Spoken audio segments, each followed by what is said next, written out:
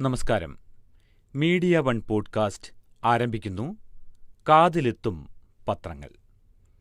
ഇന്ന് 2025 ജനുവരി 24 വെള്ളിയാഴ്ച.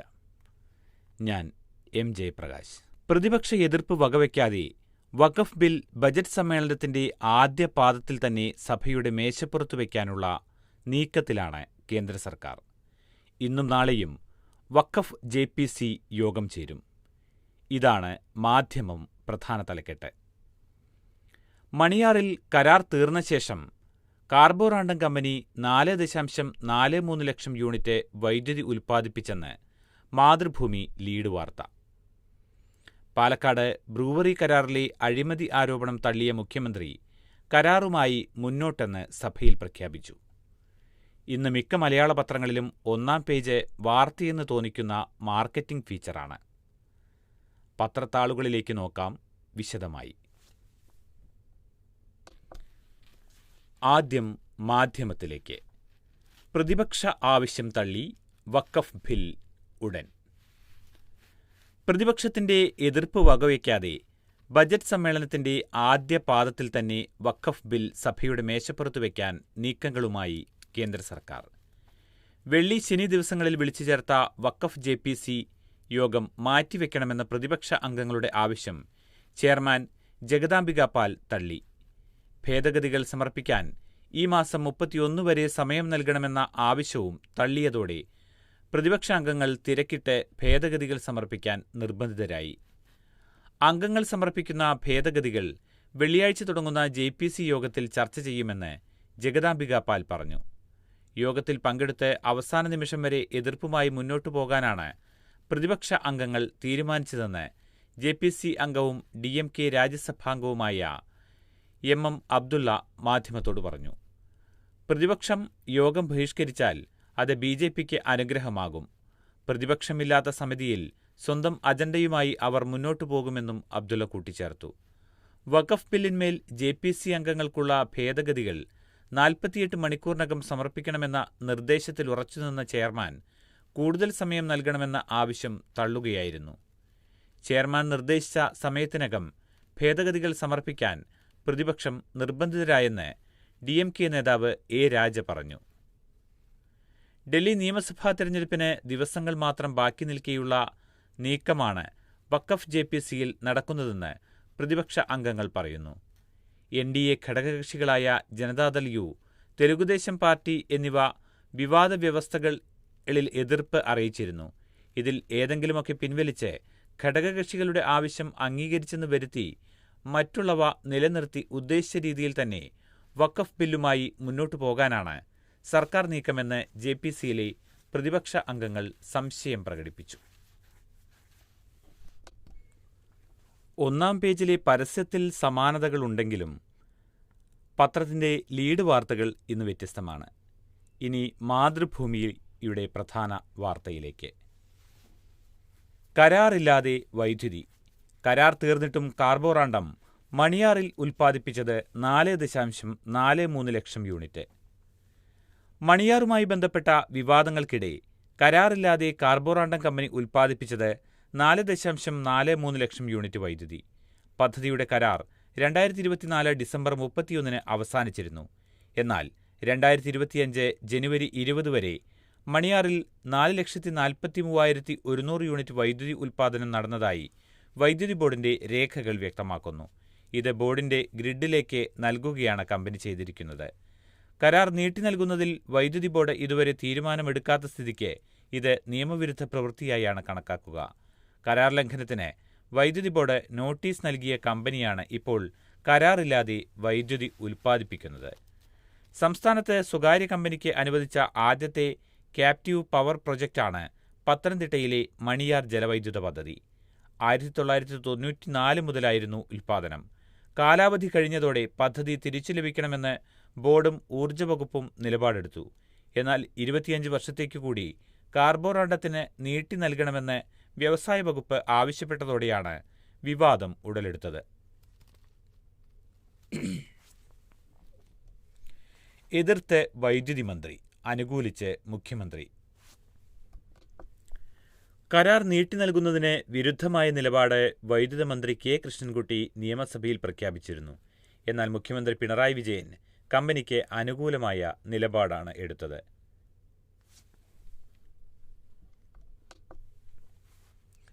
അഴിമതി ആരോപണം തള്ളി മുഖ്യമന്ത്രി. ബ്രൂവറിയുമായി മുന്നോട്ട്. വെള്ളം നൽകുന്നത് വലിയ പാപമല്ലെന്നും പിണറായി വിജയൻ. പാലക്കാട് ബ്രൂവറി പദ്ധതിയുമായി മുന്നോട്ടു പോകുമെന്ന് പ്രഖ്യാപിച്ചും അഴിമതി ആരോപണം തള്ളിയും നിയമസഭയിൽ മുഖ്യമന്ത്രി പിണറായി വിജയൻ.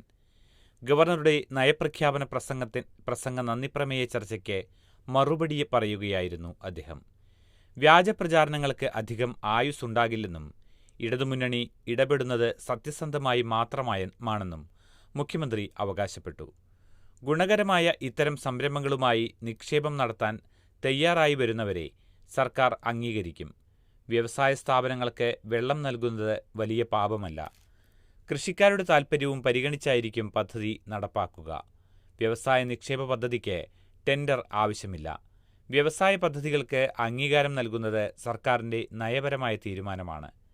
ഇപ്പോൾ നൽകിയത് പ്രാഥമികാനുമതിയാണെന്നും അഴിമതിയുടെ പാപഭാരം ഇങ്ങോട്ട് കെട്ടിവെക്കേണ്ടെന്നും മുഖ്യമന്ത്രി വ്യക്തമാക്കി. കോവിഡ് കാലത്ത് PPE കിറ്റ് വാങ്ങുന്നതിൽ അഴിമതിയുണ്ടെന്ന CAG റിപ്പോർട്ട് ചൂണ്ടിക്കാട്ടിയുള്ള പ്രതിപക്ഷ നേതാവ് VD സതീശന്റെ ആരോപണങ്ങളെയും അദ്ദേഹം തള്ളി. കോവിഡ് കാലത്ത് ജനങ്ങളുടെ ജീവൻ രക്ഷിക്കാനാണ് സർക്കാർ ശ്രമിച്ചത്. PPE കിറ്റ് അന്ന് അനിവാര്യമായിരുന്നു. അടിയന്തര സാഹചര്യത്തിലാണ് നടപടികളെടുത്തത്. സങ്കീർണമായ മാനദണ്ഡങ്ങളെല്ലാം പാലിച്ച് മുന്നോട്ടു പോയാൽ മതിയായിരുന്നുവെന്നാണോ പ്രതിപക്ഷം പറയുന്നത്? CAGക്ക് ഉചിതമായ മറുപടി സർക്കാർ നൽകിയിരുന്നതായും പിണറായി വിജയൻ അവകാശപ്പെട്ടു. ആനയെഴുന്നള്ളിപ്പ് നിയന്ത്രണം ഹർജി തള്ളി. ആനയെഴുന്നള്ളിപ്പിന് കേരള ഹൈക്കോടതി ഏർപ്പെടുത്തിയ നിയന്ത്രണങ്ങളുമായി ബന്ധപ്പെട്ട സ്റ്റേ നീക്കണമെന്ന ഹർജി ഉടൻ കേൾക്കണമെന്ന ആവശ്യം സുപ്രീംകോടതി തള്ളി. മലപ്പുറത്ത് പള്ളി നേർച്ചയ്ക്കിടെ ആനയിടഞ്ഞ സംഭവം ചൂണ്ടിക്കാട്ടിയാണ് പരാതിക്കാരനായ VK വെങ്കിടാചലം സുപ്രീംകോടതിയിലെത്തിയത്. പരാതിക്കാരന് ഹൈക്കോടതിയെ സമീപിച്ചുകൂടിയെന്ന് ചോദിച്ചാണ് ജസ്റ്റിസ് BV നാഗരത്ന അധ്യക്ഷനായ ബെഞ്ച് ആവശ്യം തള്ളിയത്. ശിവരാത്രി ആഘോഷം ഉൾപ്പെടെ വരാനിരിക്കെ ഉത്സവങ്ങൾ തടസ്സപ്പെടുത്താനുള്ള ശ്രമമാണ് ഹർജിക്കാരുടേതെന്ന് പറഞ്ഞ് തിരുവമ്പാടി പാറമേക്കാവ് ദേവസ്വങ്ങളുടെ അഭിഭാഷകനായ MR അഭിലാഷ് എതിർത്തു. സമരപ്പെരുമഴയിൽ റേഷൻ സ്തംഭനത്തിലേക്ക്. ധനവകുപ്പ് സഹായിച്ചില്ലെങ്കിൽ സംസ്ഥാനത്തെ റേഷൻ വിതരണം പൂർണ്ണമായി നിലയ്ക്കും. സർക്കാരിന്റെ സാമ്പത്തിക പ്രതിസന്ധിയും പൊതുവിതരണവുമായി ബന്ധപ്പെട്ട സംഘടനകളുടെ പണിമുടക്കുമാണ് ഭക്ഷ്യവകുപ്പിനെ കുടുക്കിയത്. കടകളിൽ വാതിൽപ്പടി വിതരണം നടത്തുന്ന കരാറുകാർ പണിമുടക്കിലായതോടെ റേഷൻ കടകൾ ശൂന്യമാണ്. വേതന പാക്കേജ് പരിഷ്കരിക്കാത്തതിൽ പ്രതിഷേധിച്ച് തിങ്കളാഴ്ച മുതൽ റേഷൻ കടകൾ അടച്ചിടുമെന്ന് റേഷൻ വ്യാപാരികളും പ്രഖ്യാപിച്ചിട്ടുണ്ട്. ഇപോസ് യന്ത്രം സ്ഥാപിച്ച കമ്പനിക്ക് നൽകാനുള്ള 8 മാസത്തെ കുടിശ്ശിക നൽകിയില്ലെങ്കിൽ അവരും പണിമുടക്കിയേക്കും. ധനമന്ത്രിയുമായി ചർച്ച നടത്തി പ്രതിസന്ധി പരിഹരിക്കാനുള്ള ശ്രമത്തിലാണ് ഭക്ഷ്യവകുപ്പ്. വേതന പാക്കേജ് പരിഷ്കരണം ഉടനെങ്ങും ഉണ്ടാകില്ലെന്ന് നിയമസഭയിൽ മന്ത്രി GR അനിൽ വ്യാഴാഴ്ച നൽകിയ മറുപടി വ്യക്തമാക്കുന്നു. ഇനി മലയാള മനോരമയുടെ ഇന്നത്തെ പ്രധാന തലക്കെട്ടിലേക്ക് പോകാം. പോഷകബാല്യം പദ്ധതിക്ക് തുക വൈകുന്നു, കുഞ്ഞുങ്ങളോടും എന്ന തലക്കെട്ട്. സർക്കാർ ഉത്തരവ് വൈകുന്നതിനാൽ അംഗനവാടികളിൽ പാൽ മുട്ട വിതരണം മുടങ്ങി. സംസ്ഥാന സർക്കാർ 2022 തുടങ്ങിയ പോഷകബാല്യം പദ്ധതി വഴിയാണ് ആഴ്ചയിൽ 2 ദിവസം അംഗനവാടികളിൽ പാലും മുട്ടയും നൽകിയിരുന്നത്. ബജറ്റിൽ തുക വകയിരുത്തി ഡിസംബർ വരെ കൃത്യമായി വിതരണം നടന്നിരുന്നു. ജനുവരിയിലെ വിതരണത്തിനുള്ള ഉത്തരവ് മാസാവസാനമായിട്ടും വരാത്തതാണ് തടസ്സമെന്ന് ഉദ്യോഗസ്ഥർ പറയുന്നു. ഉത്തരവ് വരുമെന്ന പ്രതീക്ഷയിൽ ചില ബ്ലോക്കുകളിൽ ഉദ്യോഗസ്ഥർ 1-2 തവണ വിതരണം നടത്തിയിരുന്നു. പദ്ധതിക്ക് 1 മാസത്തേക്ക് 2 കോടിയിലേറെ രൂപ വേണം. 3 മാസത്തേക്കുള്ള തുക ഒന്നിച്ചാണ് അനുവദിക്കുന്നത്. ഒക്ടോബർ-ഡിസംബർ കാലയളവിലേക്ക് 6.19 കോടി രൂപയാണ് അനുവദിച്ചിരുന്നത്. പാലിന്റെയും മുട്ടയുടെയും വില വർധനയ്ക്ക് ആനുപാതികമായി തുക വർദ്ധിപ്പിച്ചിട്ടില്ല. ഇവ അംഗനവാടികളിൽ എത്തിക്കാനുള്ള ചെലവേറിയത് പരിഗണിച്ചിട്ടില്ല. ഇക്കാരണത്താൽ കരാറുകാരുടെ നിസ്സഹകരണമുണ്ടെന്നും ഉദ്യോഗസ്ഥർ പറയുന്നു. എൻ വിജയന്റെ മരണം IC ബാലകൃഷ്ണനെ ചോദ്യം ചെയ്തു.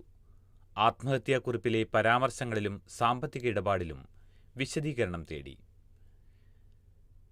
DCC ട്രഷറർ എൻ വിജയൻ ജീവനൊടുക്കിയതുമായി ബന്ധപ്പെട്ട കേസിൽ ഒന്നാം പ്രതിയായ IC ബാലകൃഷ്ണൻ MLAയെ പ്രത്യേക അന്വേഷണ സംഘം ഇന്നലെ ചോദ്യം ചെയ്തു.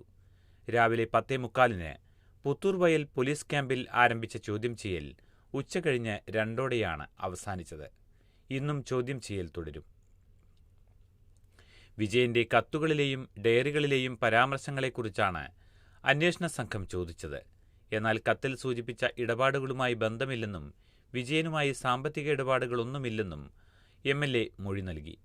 IC ബാലകൃഷ്ണൻ DCC പ്രസിഡന്റായിരുന്ന കാലയളവിലാണ് കോഴയിടപാടുകളിൽ ഏറെയും നടന്നതെന്ന് വിജയന്റെ കത്തിൽ വ്യക്തമാണ്. ജീവനൊടുക്കേണ്ടി വന്നാൽ ബാലകൃഷ്ണൻ അടക്കമുള്ള നേതാക്കൾക്കായിരിക്കും ഉത്തരവാദിത്തമെന്നും കത്തിൽ പരാമർശമുണ്ടായിരുന്നു. ബാലകൃഷ്ണനും ഇപ്പോഴത്തെ DCC പ്രസിഡന്റ് ND അപ്പച്ചനും പറഞ്ഞിട്ടാണ് പലരും തനിക്ക് പണം തന്നതെന്ന് വിജയന്റെ കുറിപ്പിൽ പറയുന്നു. നിയമനത്തിനായി 30 ലക്ഷം കോഴ നൽകിയെന്ന് പറയുന്ന ആൾ NM വിജയനുമായി ചേർന്നെഴുതിയ കരാറിൽ MLAയുടെ പേരും പരാമർശിക്കുന്നുണ്ട്. വിജയന്റെ മകന് ജോലി ലഭിക്കാൻ MLA ഇടപെട്ടില്ലെന്നും മറ്റൊരാൾക്ക് പണം വാങ്ങി നിയമനം നൽകിയെന്നും ആരോപണമുയർന്നു. പ്യൂൺ നിയമനത്തിന് 12 പേരിൽ നിന്നായി 15 മുതൽ 30 ലക്ഷം രൂപ വരെ വാങ്ങിയെന്ന ആരോപണവും ഉണ്ട്. ഇരുമ്പുയുഗം തുടങ്ങിയത് തമിഴ്നാട്ടിലെന്ന് സ്റ്റാലിൻ. ഇരുമ്പുയുഗം 5300 വർഷം മുൻപ് തമിഴ്നാട്ടിലാണ് ആരംഭിച്ചതെന്ന് മുഖ്യമന്ത്രി MK സ്റ്റാലിൻ പറഞ്ഞു. പൂനെ, ഫ്ലോറിഡ എന്നിവിടങ്ങളിൽ നടത്തിയ വിശദമായ പരിശോധനകളുടെ ഫലം പുരാവസ്തു വകുപ്പ് വിലയിരുത്തിയാണ് വിവരം സ്ഥിരീകരിച്ചത്. ലോഹ സാമ്പിളുകളും വിശദമായി പഠിച്ചിരുന്നു. BC 3345 കാലഘട്ടത്തിൽ ദക്ഷിണേന്ത്യയിൽ, പ്രത്യേകിച്ച് തമിഴ്നാട്ടിൽ ഇരുമ്പുണ്ടായിരുന്നു എന്ന് ആത്മവിശ്വാസത്തോടെ പറയാം. ഈ കണ്ടെത്തലുകൾ ദി ആന്റിക്വിറ്റി ഓഫ് അയൺ എന്ന പേരിൽ പുസ്തകമായി സമാഹരിച്ചിട്ടുണ്ടെന്നും അദ്ദേഹം വ്യക്തമാക്കി. വിശകലന ഫലങ്ങൾ അവലോകനം ചെയ്ത ദേശീയ തലത്തിലുള്ള പുരാവസ്തു വിദഗ്ധരുടെ അഭിപ്രായങ്ങളും പുസ്തകത്തിലുണ്ട്. വിവിധ സ്ഥലങ്ങളിൽ നിന്ന് ഖനനം ചെയ്ത ഇരുമ്പ് വസ്തുക്കളാണ് പഠിച്ചത്. അയിരിൽ നിന്ന് ഇരുമ്പ് വേർതിരിക്കുന്ന സാങ്കേതികവിദ്യ ആദ്യമായി ആഗോളതലത്തിൽ അവതരിപ്പിച്ചത് തമിഴ്നാട്ടിലാണെന്നും മുഖ്യമന്ത്രി പറഞ്ഞു. നടിയെ തട്ടിക്കൊണ്ടുപോയി പീഡിപ്പിച്ച കേസ് പ്രോസിക്യൂഷൻ വാദം പൂർത്തിയായി. അപകീർത്തികരമായ ദൃശ്യങ്ങൾ പകർത്താനായി കൊട്ടേഷൻ പ്രകാരം നടിയെ തട്ടിക്കൊണ്ടുപോയി പീഡിപ്പിച്ചെന്ന കേസിൽ ഇന്നലെ പ്രോസിക്യൂഷൻ വാദം പൂർത്തിയായി. പ്രതിഭാഗം വാദം പൂർത്തിയാക്കിയ ശേഷം കേസിൽ വിചാരണ കോടതി വിധി പറയും. സാക്ഷിവിസ്താരം കഴിഞ്ഞ ഡിസംബർ 11 പ്രോസിക്യൂഷൻ വാദം തുടങ്ങിയത്. 2017 ഫെബ്രുവരി 17 കുറ്റകൃത്യം നടന്നത്. നടൻ ദിലീപ് അടക്കം 9 പ്രതികളാണ് വിചാരണ നേരിട്ടത്. 2019 വിചാരണ നടപടികൾ തുടങ്ങിയത്. 261 സാക്ഷികളെ വിസ്തരിച്ച കോടതി 1700 രേഖകളും പരിഗണിച്ചു. എറണാകുളം പ്രിൻസിപ്പൽ സെഷൻസ് കോടതി ജഡ്ജി ഹണി M വർഗീസാണ് വിസ്താരം കേട്ടത്. കേസിലെ ഒന്നാം പ്രതി NS സുനിൽകുമാറിന്റെ അഥവാ പൾസർ സുനിയുടെ അഭിഭാഷകന്റെ വാദമാണ് കോടതി ഇന്നലെ കേട്ടത്. ഇന്നും വാദം തുടരും. 2 സ്കൂളുകളുടെ കായിക വിലക്ക് നീക്കുമെന്ന് മന്ത്രി. സംസ്ഥാന സ്കൂൾ കായികമേളയുടെ സമാപനം അലങ്കോലപ്പെട്ടതുമായി ബന്ധപ്പെട്ട് കോതമംഗലം മാർബേസിൽ HSS, നാവാമുകുന്ദ HSS എന്നീ സ്കൂളുകളിലെ വിദ്യാർത്ഥികൾക്ക് കായികമേളയിൽ പങ്കെടുക്കുന്നതിന് ഏർപ്പെടുത്തിയ വിലക്ക് നീക്കും. ഒരാഴ്ചയ്ക്കകം ഉത്തരവിറക്കുമെന്ന് മന്ത്രി V ശിവൻകുട്ടി നിയമസഭയിൽ അറിയിച്ചു. അധ്യാപകരുടെ വിലക്ക് നീക്കുക വിദ്യാഭ്യാസ പ്രിൻസിപ്പൽ സെക്രട്ടറിയുടെ റിപ്പോർട്ടിന്റെ അടിസ്ഥാനത്തിലാകുമെന്ന് ആന്റണി ജോണിന്റെ സബ്മിഷന് മന്ത്രി മറുപടി നൽകി. മയക്കുമരുന്നാണെന്ന് അറിഞ്ഞ് കൈവശം വെച്ചാലേ കുറ്റമാകൂ സുപ്രീംകോടതി. മയക്കുമരുന്നാണെന്ന് അറിഞ്ഞുകൊണ്ട് കൈവശം വെച്ചാലേ കുറ്റകൃത്യമാകൂവെന്ന് ആവർത്തിച്ച് സുപ്രീംകോടതി. ഒരു വ്യക്തിയിൽ നിന്ന് മയക്കുമരുന്ന് കണ്ടെടുത്തതുകൊണ്ട് മാത്രമായില്ല, അറിഞ്ഞുകൊണ്ട് ബോധ്യത്തോടെ കൈവശം വെച്ചതാണെന്ന് തെളിയിക്കാനുള്ള ബാധ്യത പ്രോസിക്യൂഷനുണ്ടെന്നും കോടതി വ്യക്തമാക്കി. NDPS നിയമപ്രകാരം കുറ്റം ചെയ്തില്ലെന്ന് തെളിയിക്കേണ്ട ബാധ്യത പ്രതിക്കാണ്. തീവണ്ടിയിൽ മയക്കുമരുന്ന് കടത്തിയതിന് 10 വർഷത്തെ തടവിന് ശിക്ഷിച്ച മധ്യപ്രദേശിലെ രാകേഷ് കുമാർ രഘുവംശിയുടെ ഹർജിയിലാണ് സുപ്രീംകോടതിയുടെ നിരീക്ഷണം. പോലീസ് കണ്ടെടുത്ത പെട്ടിയുമായി ബന്ധമില്ലെന്നാണ് പ്രതി വാദിച്ചത്. എന്നാൽ ഒരു പെട്ടിക്ക് മുകളിലാണ് പ്രതി ഇരുന്നിരുന്നതെന്നും മറ്റ് 2 പെട്ടികളും ചേർന്നാണ് ഉണ്ടായിരുന്നതെന്നും പ്രോസിക്യൂഷൻ വാദിച്ചു. തൃപ്തികരമായ വിശദീകരണം നൽകാൻ പ്രതിക്ക് സാധിച്ചിട്ടില്ലെന്ന് ചൂണ്ടിക്കാട്ടിയ സുപ്രീംകോടതി അപ്പീൽ തള്ളിയ ഹൈക്കോടതി ഉത്തരവ് ശരിവച്ചു. ആനയെഴുന്നള്ളിപ്പ് നിയന്ത്രണം ഹർജി തള്ളി. ആനയെഴുന്നള്ളിപ്പിന് കേരള ഹൈക്കോടതി ഏർപ്പെടുത്തിയ നിയന്ത്രണങ്ങളുമായി ബന്ധപ്പെട്ട സ്റ്റേ നീക്കണമെന്ന ഹർജി ഉടൻ കേൾക്കണമെന്ന ആവശ്യം സുപ്രീംകോടതി തള്ളി. മലപ്പുറത്ത് പള്ളി നേർച്ചയ്ക്കിടെ ആനയിടഞ്ഞ സംഭവം ചൂണ്ടിക്കാട്ടിയാണ് പരാതിക്കാരനായ VK വെങ്കിടാചലം സുപ്രീംകോടതിയിലെത്തിയത്. പുതിയ SIP പദ്ധതിയുമായി സെബി. മ്യൂച്വൽ ഫണ്ടിൽ 250 രൂപയുടെ ചെറു SIP പദ്ധതി അവതരിപ്പിക്കാൻ കരട് പദ്ധതിയുമായി സെബി. മ്യൂച്വൽ ഫണ്ട് കമ്പനികളും മ്യൂച്വൽ ഫണ്ടുകൾക്കായി അടിസ്ഥാന സേവനങ്ങൾ നൽകുന്ന ഇന്റർമീഡിയറികളും സഹകരിച്ച് ചെലവുകൾ കുറച്ചായിരിക്കും ഈ പദ്ധതി നടപ്പാക്കുക. നിലവിൽ കുറഞ്ഞ തുക 500 ആണ്. ചില ഫണ്ട് കമ്പനികൾ തുടക്കക്കാരെ ആകർഷിക്കാനായി 250 രൂപയുടെ പദ്ധതികൾ ലഭ്യമാക്കുന്നുണ്ട്. ആളുകൾ മ്യൂച്വൽ ഫണ്ട് നിക്ഷേപങ്ങളുടെ ഭാഗമാക്കി സാമ്പത്തിക ഉൾപ്പെടുത്തൽ വ്യാപകമാക്കുകയാണ് ഈ പദ്ധതി ലക്ഷ്യം വയ്ക്കുന്നത്. മാസം തോറും അടവ് 250 രൂപയായതിനാൽ പ്രോസസ്സിംഗ് ചെലവ് ഉയർന്നതായിരിക്കുമെന്നും ദീർഘകാലാടിസ്ഥാനത്തിൽ പദ്ധതി ലാഭകരമാകില്ലെന്നും മ്യൂച്വൽ ഫണ്ട് കമ്പനികൾ പറയുന്നു. അതുകൊണ്ട് തന്നെ ഇന്റർമീഡിയറികൾക്കുള്ള നിരക്കുകളിൽ ഇളവ് ആവശ്യമാണെന്നും ഇവർ ചൂണ്ടിക്കാട്ടി. 3 ഫണ്ടുകൾക്ക് കീഴിലായി പരമാവധി 3 ചെറു SIP സ്കീമിലാണ് ഇളവുകളോടെ ചേരാൻ കഴിയുക. ഇനി കേരള കൗമുദിയിലെ ഒരു വാർത്തയിലേക്കാണ്. രജൗരിയിലെ ദുരൂഹ മരണം, പാകിസ്ഥാൻ പങ്കും അന്വേഷിക്കും. NIA രംഗത്ത്, വിഷം ഉള്ളിൽ ചെന്ന് മരിച്ചത് 17 പേർ. ജമ്മുകാശ്മീരിലെ രജൗരിയിൽ 45 ദിവസത്തിനിടെ 3 കുടുംബത്തിലെ 17 പേർ മരിച്ചത് ഉഗ്രവിഷം ഉള്ളിൽ ചെന്നാണെന്ന് തെളിഞ്ഞതോടെ പാകിസ്ഥാന്റെ പങ്കും അന്വേഷിക്കുന്നു. ദേശീയ അന്വേഷണ ഏജൻസി അന്വേഷണം ഏറ്റെടുക്കും. നാഡീവ്യൂഹം തകരാറിലായതാണ് കുട്ടികളും സ്ത്രീകളും ഉൾപ്പെടെ മരിക്കാൻ കാരണം. ഭക്ഷണത്തിൽ വിഷം കലർത്തിയതാകാമെന്നാണ് നിഗമനം. ലക്നൌ CSIR ലാബിലെ പരിശോധനയിലാണ് മരണകാരണം വിഷവസ്തുവാണെന്ന് കണ്ടെത്തിയതെന്ന് കേന്ദ്രമന്ത്രി ജിതേന്ദ്ര സിംഗ് അറിയിച്ചു. എന്ത് വിഷമാണെന്നും അത് മരിച്ചവരുടെ ശരീരത്തിൽ എങ്ങനെ എത്തിയെന്നുമുള്ള ദുരൂഹത നീക്കാൻ എല്ലാ തലത്തിലുമുള്ള അന്വേഷണം നടത്തും. ജമ്മുകാശ്മീരിൽ നിന്നുള്ള MP-യാണ് സിംഗ്. കേന്ദ്ര ആഭ്യന്തരമന്ത്രി അമിത്ഷാ നേരിട്ടിടപെട്ട് രൂപീകരിച്ച മന്ത്രിതല സമിതി ദിവസങ്ങളായി ബാദൽ ഗ്രാമത്തിലുണ്ട്. ആരോഗ്യ, ജലവിഭവ, കൃഷി, വളം മന്ത്രാലയ പ്രതിനിധികളും കേന്ദ്ര ഫോറൻസിക് ലാബിലെ ഉന്നതരും സംഘത്തിലുണ്ട്. മരിച്ചവരുടെ 200 ബന്ധുക്കൾ രജൗരിയിലെ ഒരു നഴ്സിംഗ് കോളേജിൽ ഐസൊലേഷനിലാണ്. 1800 പേർ താമസിക്കുന്ന ബാദൽ ഗ്രാമം കണ്ടെയ്ൻമെന്റ് സോണാക്കി. ഗ്രാമം CCTV ക്യാമറ നിരീക്ഷണത്തിലാണ്. ഗ്രാമവാസികളെ പുറത്തേക്ക് വിടുന്നില്ല. ഭക്ഷണവും വെള്ളവും പുറത്തുനിന്ന് എത്തിക്കുന്നു. 200-ലേറെ ഭക്ഷണ സാമ്പിളുകൾ രാജ്യത്തെ പ്രമുഖ ലാബുകളിൽ പരിശോധനയിലാണ്. പാകിസ്ഥാനെ സംശയിക്കുന്നതിന് കാരണമിതാണ്. ജമ്മുവിൽ അതിർത്തിയോട് ചേർന്ന പ്രദേശമാണ് രജൗരി ജില്ലയിലെ ബാദൽ ഗ്രാമം. സൈന്യത്തിന്റെ കനത്ത നിരീക്ഷണമുള്ളതിനാൽ ഭീകരരെ കടത്തിവിടാൻ കാശ്മീർ അതിർത്തിയേക്കാൾ പാകിസ്ഥാൻ ഇപ്പോൾ ഉപയോഗിക്കുന്നത് ജമ്മു വനമേഖലയാണ്. ജമ്മുവിലെ വിവിധ ജില്ലകളിൽ നിന്ന് ചെറുപ്പക്കാരെ വശീകരിച്ച് ആയുധവും പരിശീലനവും നൽകി വിടുകയാണ്. ഇവർ സേനാംഗങ്ങളെ മാത്രമല്ല ഗ്രാമീണരെയും ഉന്നം വെച്ച് ഒളിയാക്രമണം നടത്തുന്നു. വിഷപ്രയോഗവും പാകിസ്ഥാന്റെ പുതിയ തന്ത്രമാണോ എന്നാണ് സ്വാഭാവികമായും ഉയരുന്ന സംശയം. കഴിഞ്ഞ ഡിസംബർ 7-ന് ഒരു ചടങ്ങിൽ ഭക്ഷണം കഴിച്ച 7-അംഗ കുടുംബത്തിലെ 5 പേർ മരിച്ചതോടെയാണ് മരണ പരമ്പരയ്ക്ക് തുടക്കമാകുന്നത്. ജനുവരി 19-നിടെ മറ്റ് 2 കുടുംബങ്ങളിലെ 12 പേർ കൂടി മരിച്ചു. പനി, ഛർദി, ബോധക്ഷയം, തലച്ചോറിൽ വീക്കം തുടങ്ങിയവ ലക്ഷണങ്ങളാണ്.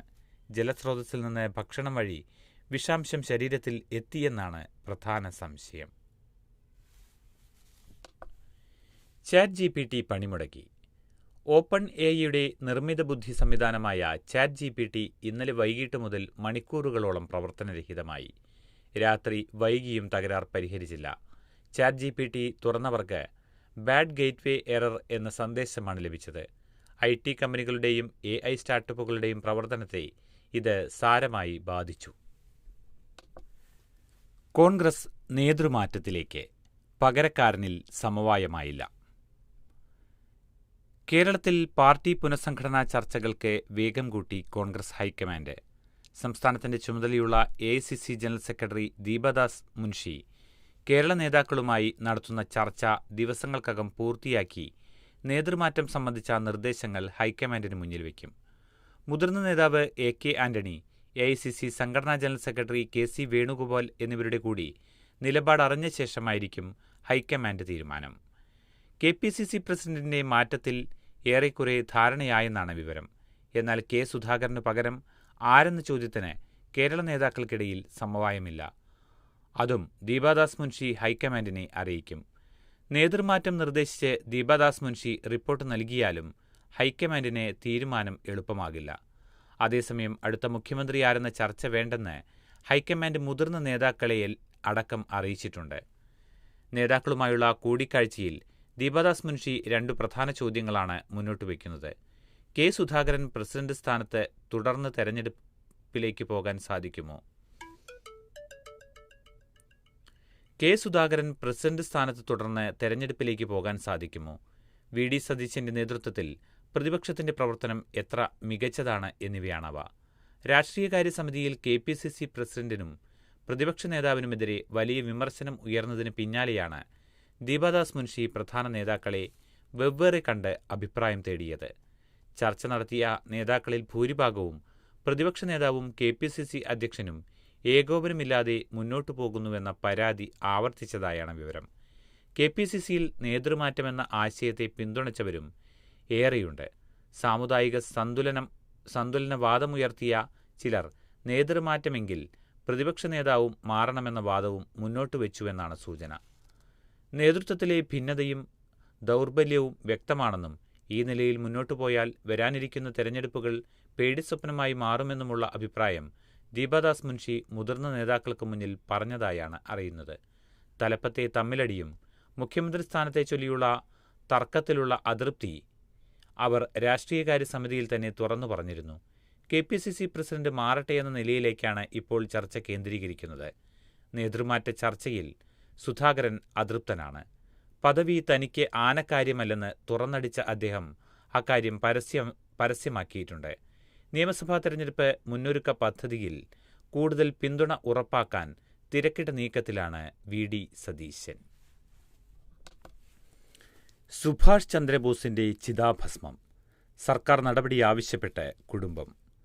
ജപ്പാനിലെ റങ്കോജിയിൽ ബുദ്ധക്ഷേത്രത്തിൽ സൂക്ഷിച്ചിരിക്കുന്ന നേതാജി സുഭാഷ് ചന്ദ്രബോസിന്റെ ഭൗതികാവശിഷ്ടങ്ങൾ ഇന്ത്യയിൽ തിരികെ കൊണ്ടുവരാൻ തടസ്സങ്ങളുണ്ടെന്ന വാദം നിഷേധിച്ചു കുടുംബം. അവശിഷ്ടങ്ങൾ ഇന്ത്യക്ക് കൈമാറാൻ ക്ഷേത്രം എല്ലായ്പ്പോഴും സന്നദ്ധമായിരുന്നെന്നും നേതാജിയുടെ കുടുംബാംഗങ്ങൾ പറഞ്ഞു.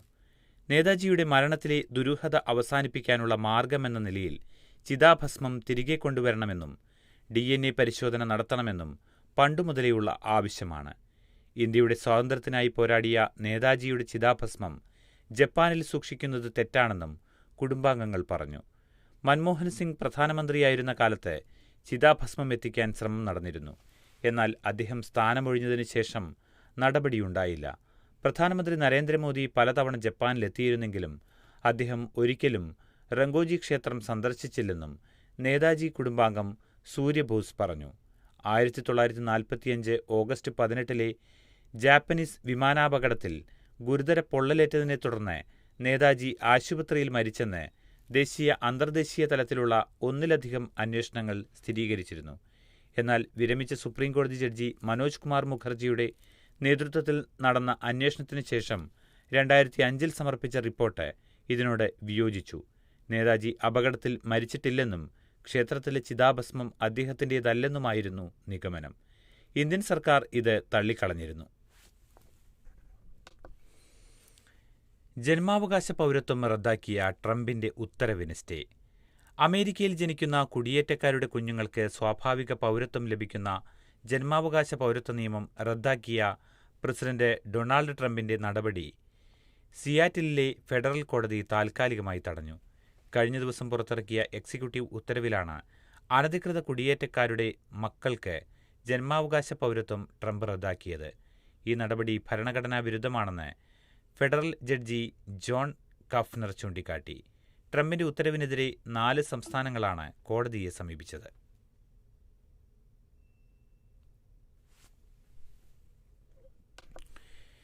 ഇതിനിടെ കുടിയേറ്റ ബില്ല് ജനപ്രതിനിധി സഭ പാസാക്കി. കടുത്ത നടപടികളുമായി ട്രംപ് ഭരണകൂടം മുന്നോട്ടു പോകുന്നതിനിടെ കുറ്റാരോപിതരായ അനധികൃത കുടിയേറ്റക്കാരെ തടങ്കലിൽ വയ്ക്കാൻ അനുമതി നൽകുന്ന ബില്ലിന് US ജനപ്രതിനിധി സഭയുടെ അന്തിമാംഗീകാരം. മോഷണം, മറ്റു കുറ്റകൃത്യങ്ങൾ എന്നിവയിൽ ഉൾപ്പെടുന്നവരെയാകും തടങ്കലിൽ വയ്ക്കുക. നേരത്തെ സെനറ്റും ബില്ലിന് അംഗീകാരം നൽകിയിരുന്നു. ട്രംപ് ഒപ്പിടുന്ന ആദ്യ നിയമമാകും ഇത്.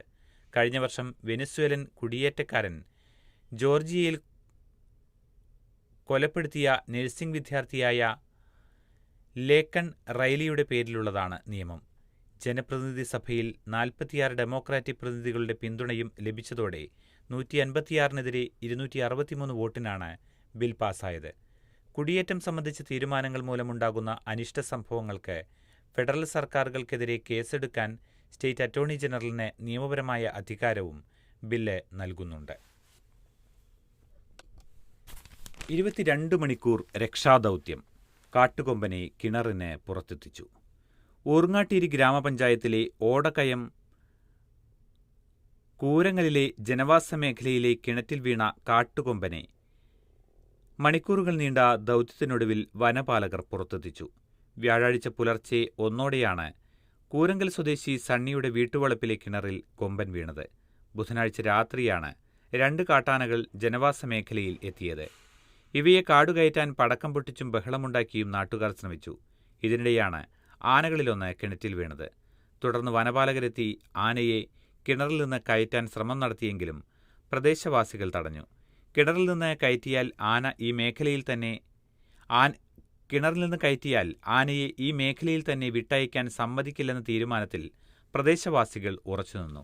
ഇതോടെയാണ് 25 അടി താഴ്ചയുള്ള കിണറിൽ 22 മണിക്കൂർ വെള്ളവും ഭക്ഷണവുമില്ലാതെ ആന കുടുങ്ങിക്കിടന്നത്. നിലമ്പൂർ സൗത്ത് നോർത്ത് DFOമാരുടെ നേതൃത്വത്തിൽ പലതവണ പ്രദേശവാസികളുമായി ചർച്ച നടത്തിയെങ്കിലും നാട്ടുകാർ തീരുമാനത്തിൽ ഉറച്ചുനിന്നു. സബ് കളക്ടർ അനുപമ ത്രിപാഠി ഉൾപ്പെടെയുള്ളവർ സംഭവസ്ഥലത്തെത്തി വീണ്ടും ചർച്ച നടത്തിയെങ്കിലും പരിഹാരമുണ്ടായില്ല. ഇതിനിടെ പ്രദേശവാസികൾ റോഡിൽ കുത്തിയിരിപ്പ് പ്രതിഷേധം നടത്തി. രാത്രി 7-ഓടെ വെറ്റിലപ്പാറ പള്ളിയിലെ വികാരി, തഹസിൽദാർ, സബ് കളക്ടർ ഉൾപ്പെടെയുള്ളവരുടെ നേതൃത്വത്തിൽ നടത്തിയ ചർച്ചയിലാണ് പ്രദേശവാസികൾ ഉദ്യോഗസ്ഥർക്ക് മുന്നിൽ നിബന്ധനകൾ വെച്ച് സമവായത്തിന് തയ്യാറായത്. കിണറിന്റെ ഉടമ സണ്ണിക്ക് 1.5 ലക്ഷം രൂപ നൽകുക, ആനയെ കുങ്കിയാനയെ ഉപയോഗിച്ച് ഉൾക്കാട്ടിലേക്ക് എത്തിക്കുക, ദുരന്ത നിവാരണ ഫണ്ടിൽ നിന്ന് 1 കോടി രൂപ അനുവദിച്ച് വേലി നിർമ്മിക്കുക തുടങ്ങിയ നിബന്ധനകളാണ് പ്രദേശവാസികൾ മുന്നോട്ട് വെച്ചത്. ഇത് ഉദ്യോഗസ്ഥർ അംഗീകരിക്കുകയായിരുന്നു. ഇതോടെ പ്രദേശത്ത് നിരോധനാജ്ഞ പ്രഖ്യാപിച്ച് ജനങ്ങളോട് വീട്ടിലേക്ക് പോകാൻ ആവശ്യപ്പെട്ടു. രാത്രി 7-ഓടെയാണ് രക്ഷാപ്രവർത്തനങ്ങൾക്ക് തുടക്കം കുറിച്ചത്. മണ്ണുമാന്തി യന്ത്രം ഉപയോഗിച്ച് കിണറിന്റെ ഒരു വശത്ത് കുഴിയെടുത്താണ് ആനയെ പുറത്തെത്തിച്ചത്. ഇതോടെ ഇന്നത്തെ കാതിലെത്തും പത്രങ്ങൾ സമാപിക്കുകയാണ്. ഇനി നാളെ. നന്ദി, നമസ്കാരം.